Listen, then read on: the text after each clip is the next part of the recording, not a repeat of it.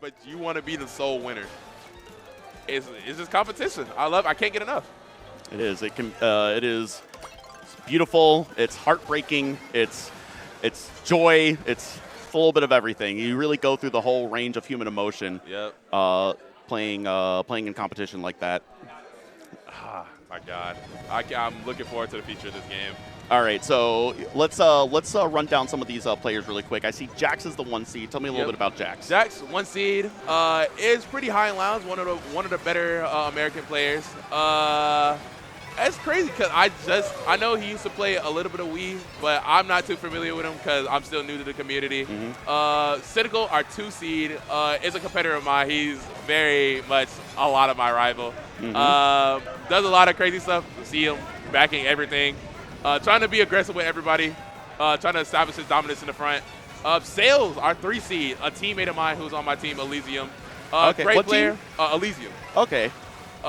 He used to be the world record holder on this track, like way back when the game first came out. I know he's going to try to hold his front spot. He's going to burn the feather to get across the gap faster. 4 seed, LinguineBruh. MomoCon 2025 competitor. Great guy. His like, if you see him in person, his beard is actually magnificent. Yeah. FIFA. Oh, that might be is orange. Orange right? beard. Yep. The one guy mogging me on my beard game at this joint. I thought I was gonna have the biggest one. He showed me up. Great guy. Love talking to him. Kasper, our 1 seed for the 8DX FFA yesterday. Great person. Played Wii, 8D, and World now. He didn't play 8D. He used to be Ruby at 8D, but he just said he logged onto the game probably like this is his first time in 10 months, so it was crazy how he performed. Oh, so wow. I can't be mad at it. Dynamo, CKL player, plays in Collegiate League. With CKL, you said? Yep, CKL, Collegiate Mario Kart League. Okay. A lot of colleges compete in the league.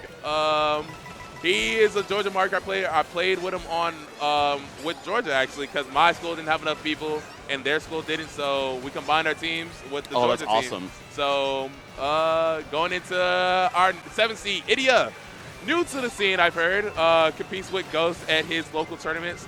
This is her first local actually. So she played 8D, wasn't really familiar, didn't like the game, but she saw World and really wanted to hop onto the scene. So I've been in a similar boat. I didn't play a lot of 8 Deluxe, but World, I got it when I got my Switch 2, and I really liked it. Yeah, she said 8D didn't really look interesting to her, and she really took off in World. And I know her best track at Whistleside, and she couldn't stop TTing when I saw her. And VerteX isn't really a lounge player. He just pulls up to local tournaments. I know I've seen him around in the online tournaments, and I know he's a really good competitor. So I'm really ready to see him take off in this game. The bottom 2 seeds, I really don't know too much about, unfortunately. So we see Sales getting first place there. Yep. Sales, you were telling me, was the world record holder for this track, right? So he's 100% usually if he's in first, he's usually keeping first unless there's a blue. Yeah, that must have been a lucky break because it's all 10 players here are picking their own track, and it chooses between those 10 tracks, right? So So everybody's trying to pick the track that they think they'll have an advantage on. Say you're in the front, you'll probably pick a track you want to run fast. If you're in the back, maybe I'll pick a bagger. But probably it'll come. I know Bowser's Castle at the beginning of the race matters so much to see who's getting in the front with triple shrooms or who's always just out in front. Because this is like the one of the few tracks that being in the front is just always the best option. yeah, are there any players like how do I phrase this? So there are so many different tracks in this game, right?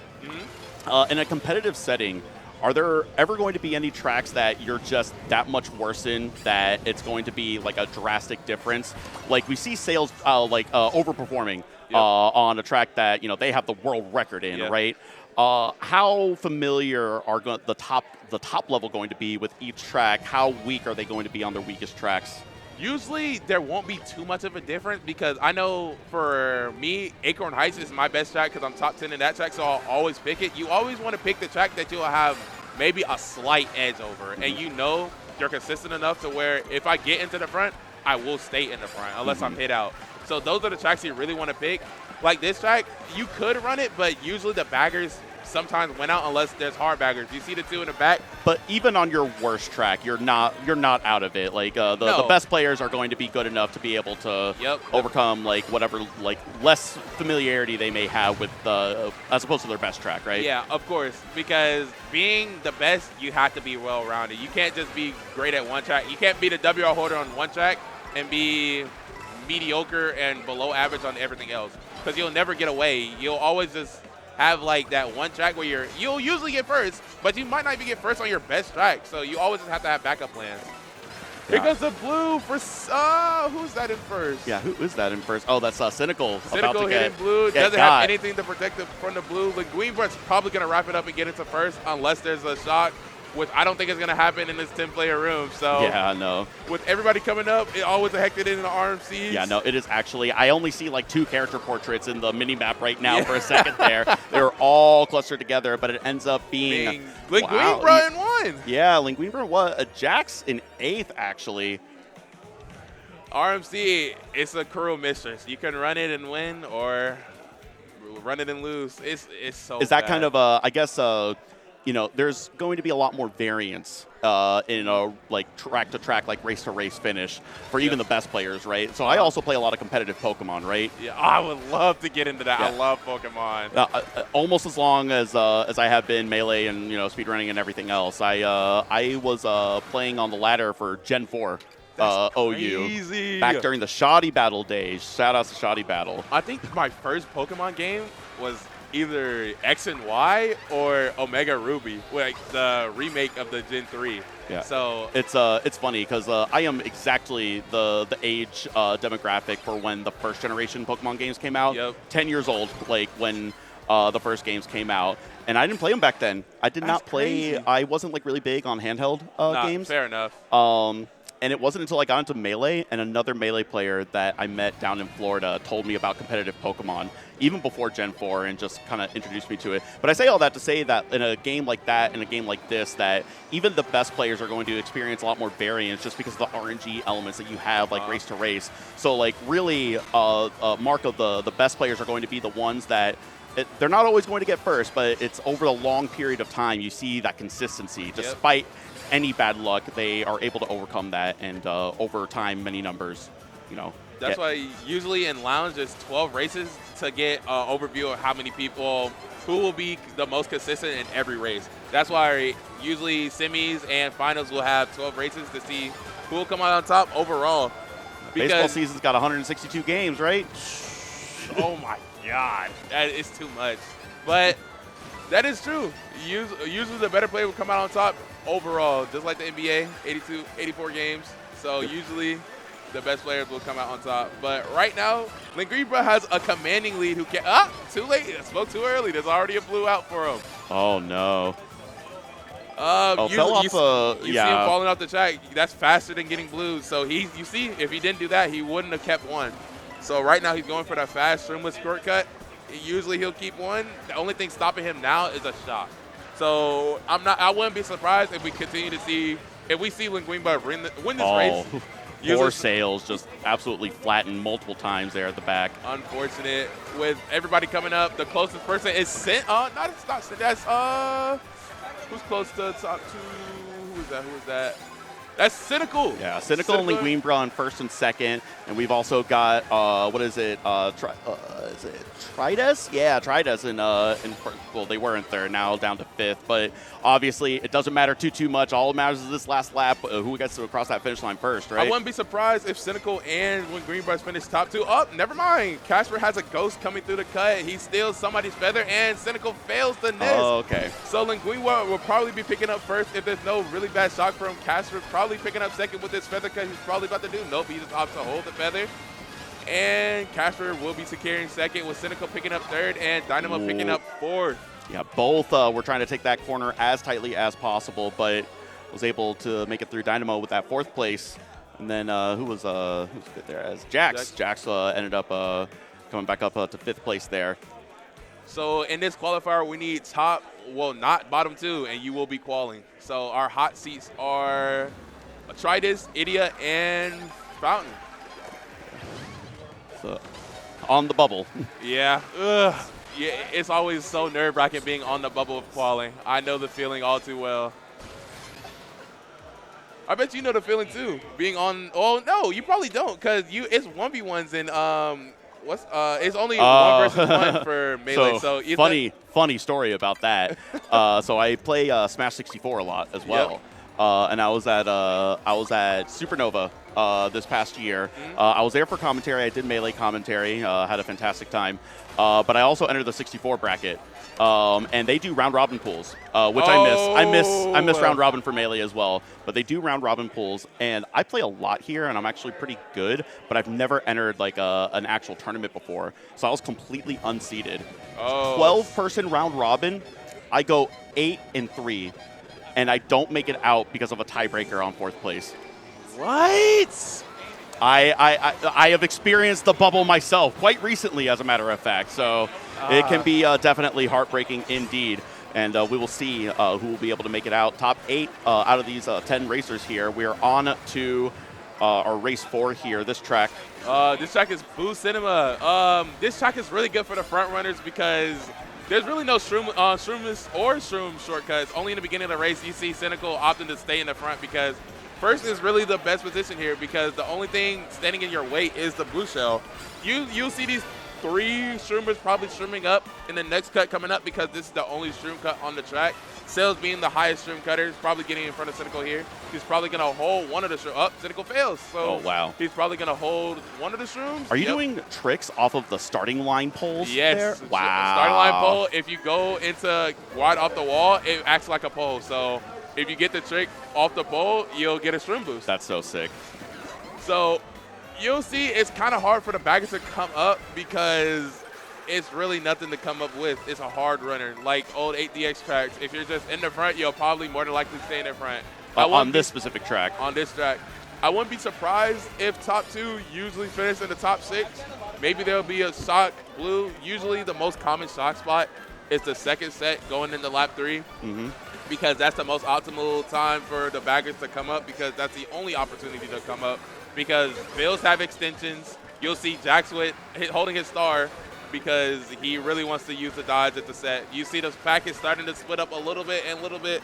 When you say he wants to use his dodge at the set, can you explain that a little bit more? So using your star at the set. So having your star here, he'll probably chain it into the double so you can use your star and have 2 other items, really good items after it. Got it. So set being the 2 sets of boxes. Yep. Got it. And here we go. Yep, Sales is just going to keep 1 because the track is just too good in the front. You seeing everybody start to build. Things are coming to the head besides first place. Casper trying to stay alive. Yeah, they are all right next to each other right now. It has indeed become calamity right at the end of this track. Bill extension. There's the Bill extension from Idia. And VerteX getting 8th. Dang. Everything always happens at the end. Yeah, that is Sales at first place. Jax at second, pulling up in the rankings now, being our first seed here. There are a couple of things that I wanted to ask about that. Yep. So what is the general strategy around gliding? Do you want to stay in the air? Do you want to get to the ground as quick as possible? So it really depends on the track. So I know on Rainbow Road, usually when you're in the air, you want to just stay in the air and let the glider coast because there's a water section in the bottom. So water is always just going to be your slowest option. But on other tracks, you kind of want to get off the glider as fast as possible unless there's like a cut. On Salty, there's a top pass glider. You want to stay on the glider until you can be able to take the cut with either shroom or feather. So it really just depends on which glider set you want to, you're coming across. If you are trying to get to the ground, though, do you just straight nosedive or do you just like let yourself go down naturally? It's kind of like a plane, actually. You want to like nosedive, but you kind of want to even out so you can pull out your your tires as fast as possible. Okay. So, like, when you're in the air, you just saw, I think that's VerteX tricking out the pole, you don't get a shroom boost in the air. So, you kind of just always want to stick to the ground if applicable. Coming up on Salty Speedway, another really good track for front runners. We'll probably see Sales try to go for the double charge jump to try to stay in 1 because being in 1 is always good on the runners. We'll see what Cynical does, trying to get the charge jump as well. So is there ever an instance if you're in last place on the start that you just don't do the starting turbo? Yep, there's definitely some cases. Like there's going to be Desert Hills. Some people just want to bag and get their triple shrooms. There's Choco Mountain. You just want to get your shrooms and try to get to the front if you want to run it. Another track, a surprising one, Sky High Sunday. Another track you want to try to get shrooms and just get to the front because there's a rotating item set. You can get your first box in the bottom spot, get the triple shrooms, and get another box in the bottom spot and get your maybe a star. That's so fascinating. I imagine as well a lot of individual player personality comes out with that type of stuff. Some people 100%. Are more likely to try to bag, try to cause a little bit more chaos. Some people are just trying to rely more on their mechanics. Yep, 100%. I'm the type of person to try to stay in the front. Don't get me wrong, I can bag, but if worst comes to worst, I just always want to be in the front because the only thing opposition you, if you're in 1 or in 2, is the person in front of you in the blue. You really don't need to worry about shock unless a lot of people dodge. So if you're trying to get those best items, what's the placing, the minimum placing that you want to be at? So going off a 12-player room, you can pull Shroom in second in a 12-player. You can pull Ghost in third. Ghost is probably the best. If you're trying to bag though, like just straight up, like bag like hard. 9th through 12th, but 9th is like it's kind of like hit or miss because you can pull a coin shell. Coin shell isn't really what you want. You'll see a lot of the times you'll pull coin shell triple shrooms, which isn't the greatest. You would rather pull triple shrooms golden, but maybe 10 through 12 is probably better. But if you want to risk it, you can take 9. But LinguineBruh coming up in build, maybe a shock happens, it doesn't. When LinguineBruh has a shroom, probably going to take the glider path, which he will, and take the shroom shortcut on the top path. If there is no shock, catch the drop off. Jag tries to take the double, but he doesn't. Probably doesn't opt for the shortcut. Here we go. He's taking a shortcut, and he's too high, and he gets saved by the shock. People are coming up. Everybody coming up. Jackson's coming up. And, I don't know if he dodged, but he's getting third off of the shock. Wow. That was a crazy finish there, trying to go for that trick way out there. Shout outs to Roshi. Roshi, our TO for Melee here that runs 404 every week. Shout outs, and then Bag as well, one of our best players for Melee here in Georgia.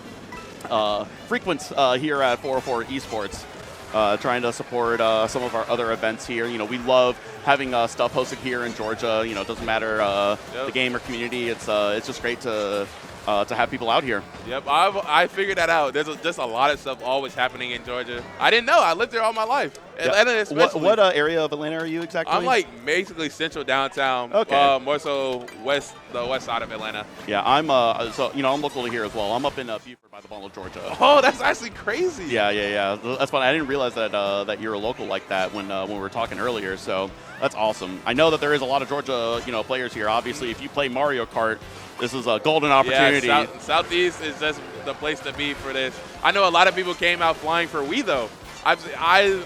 I just love to watch Wii. There's people here from what is it, Denmark? Yeah, Denmark. You got France, Belgium. I'm pretty sure. Yep. Yeah, no, it was a crazy amount of like people from around the country and around the world. Yep, they were on the same team. All came here. I'm glad they came to a head. We're coming up on the final race here. Our bottom spots being Idia, Fountain, and I forgot the last one, but I know Idia and Fountain are on the bubble. Idia being 3 points higher than Fountain. So if I were Idia, I would just try to either stay in the front or target those two people because those are the only two people who can overtake me in the standings. Oh, okay. But, yeah, so when you get to that last race, it becomes sort of a little bit more targeted, right? Yep, because I say in a 12-place race, you just play to play for the first 6, and then competition starts to develop. So you got to try to take people out because there's only top 6 until finals. You only need to survive up until finals. You might not do good in the qualifiers, but as long as you qual. Yeah, exactly. You just you got to get to the dance, right? Yeah, you got to get to the ball to dance.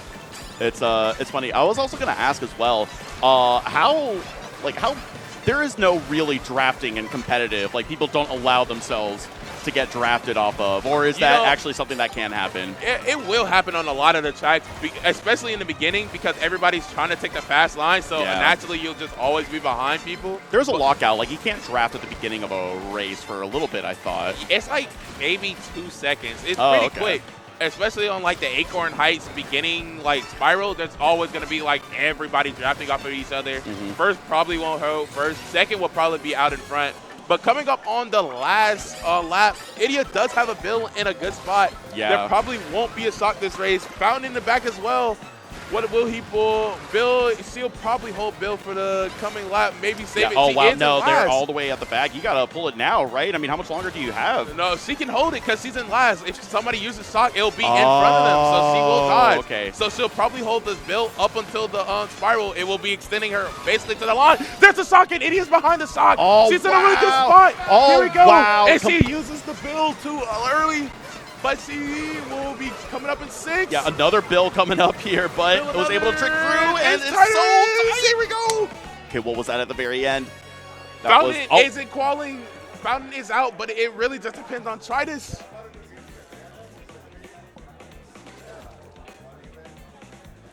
What is? Oh, that's tied. That's a tied. Oh, it doesn't matter. Oh, okay, no, okay, it's bottom okay. two. It was the bottom two that were Idia tied. does qual. Woo! I'm pretty sure it was either Fountain or Trydes' shock too. It's always, sometimes it's a good play to just hover around in the back with a strong item being in last. You can always just dodge the shock behind it. Showed me, right? I was so anxious. I was like, you got to use it, right? And to that point, I didn't realize that if you're behind the shock, you don't get affected by it, right? That is the most annoying thing, is losing your items from the bolt. But it is a great strategy in this game. If you just hover, if the pack is close and you think somebody has shock, you could just hover right behind them. And as soon as they use shock, you can start running up. Especially on the last lap of the race where everything's starting to come to a head. You just have your power items with the end and you just win. That's so funny. I have a question. What's up? Is there, like, at a high level, like when it's people that are multiple people that know what they're doing in a race, right? When you're doing a 6-race event like this, is there ever like a perfect game pitch? Like, does anybody ever get first all the way through, or is that something that just like doesn't really happen because of the variance?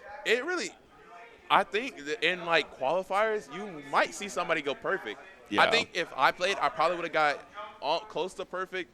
Maybe Miri Meg would have also got perfect. Mm-hmm. I think those are the two C's. Me and him probably would have ran like a really good race. You've probably seen us. But once you get to a part of the tournament or in a lobby where you have multiple players that like know what they're doing, that's not going to really happen. No, it probably won't, but you'll still see some people start to break out. But it usually, if you have like 12 people who know what they're doing in like a close like bracket tournament, it probably won't be somebody making a breakout performance. Maybe actually, because that would be a story though, wouldn't it? Yeah, right? If somebody just like is gone in first, maybe like how Cinda was yesterday. He just had a commanding lead over everybody in the finals, and he just won. There was no competition.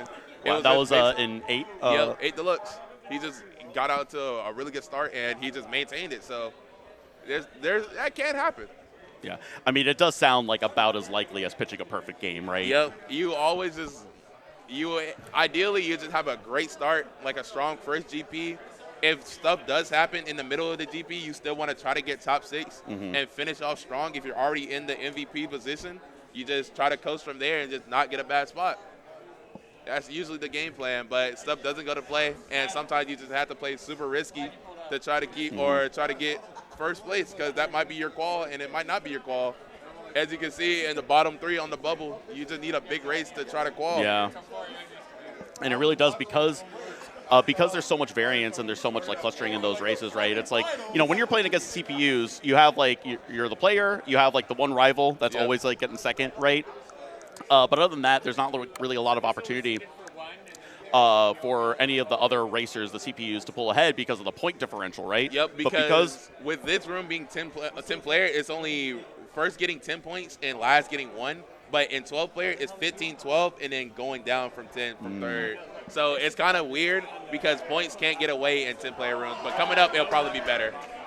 Yeah, but to that point, it really does make it to where even if you are in last place, you're generally not going to be that far behind on the points because nobody's getting first every single time, like we were talking about before, right? So there's a little bit more the point spread is a little bit more jumbled up together in some of those mid-ranges, right? So you get one big race and you could pull up like 3 or 4 spots. Yep, especially sometimes it is good for somebody to have a breakout performance because somebody could be on like 120 after 10, but they're eating all the points, but everybody maybe top 2 are eating the points, but everybody from 3rd to like maybe last are just super close. So it could sometimes be good for people to have a breakout performance. Yeah. Also, like to that point, you'll be flying under the radar, right? You're not going to be the target for some of these other players that are more concerned about other specific racers on that particular lobby, right? Yep. Especially because right now everybody's just trying to qual, so you probably wouldn't target like the really good players. Like, okay, I know I probably won't beat this person, but I can probably beat everybody else here.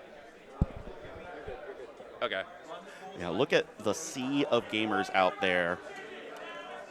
A lot of people out here. I think that was like our 4th or 5th qualifying round. I think we only had 4. We only have 4 qualifiers. Do we have any more qualifiers? Shout outs to Hala running this entire like multitude. There are so many screens here, and also as well. I'm sorry. Could you remind me of your name one more time? Mari. Shout outs to Mari. Shout outs to Hala. Thank you so much for making this all possible. Genuinely, y'all were so hard at work yesterday. You deserve a medal for the amount of work that y'all were doing. I was going to lose my mind. I know it was kind of hectic with trying to get Wii streamed and all that. So shout out to y'all. Yeah, I know I don't have the technical expertise to pull it off. But no, I don't even have the technical expertise to run OBS like that. Streaming was too tough for me. I tried my hand at that. And no, I need dedicated production people for me to be able to even do my job here to do commentary. So shout outs to production and all the work that they put in. Also, just untold hours of like setup and breakdown as well. It's just a lot of work that goes into it. So. Really do appreciate that. I know I know how to run OBS to stream. I know how to do a little bit here and there, but the production people put on for like big events like this, our very own Southbound, everything else, I know I don't have the expertise. So yeah, I don't know how because Hungrybox is doing these cash boxes, right? Mm-hmm. And I was doing commentary for the first Melee cash box back in December. That Rat Monster versus Zane 1-5 set. I was on for that. That was crazy. But it's insane how he has HBox has like bracket runners for like the actual tournament, but like the stream and everything, he's a one-man show. He's like doing it all. He's running all of it. He's doing like a quad stream for like all the different like streamers and whatnot, and also like pitching in for like commentary and whatnot. He's doing it all one-man show. Hey, if you have the expertise and you're dedicated and you have the workaholic in you, I feel like you can do it, but it's just a lot. It's good to lean on people, but shout out to him. Yeah, shout outs to all of the enthusiastic gamers that make this type of stuff possible, because most of us are doing this for $, right? Yeah, I just played 8D for $7. I got $7 cash rules, so we're just playing to play, test our competition and test our mettle to see if we do have the stuff to come out on top. Indeed.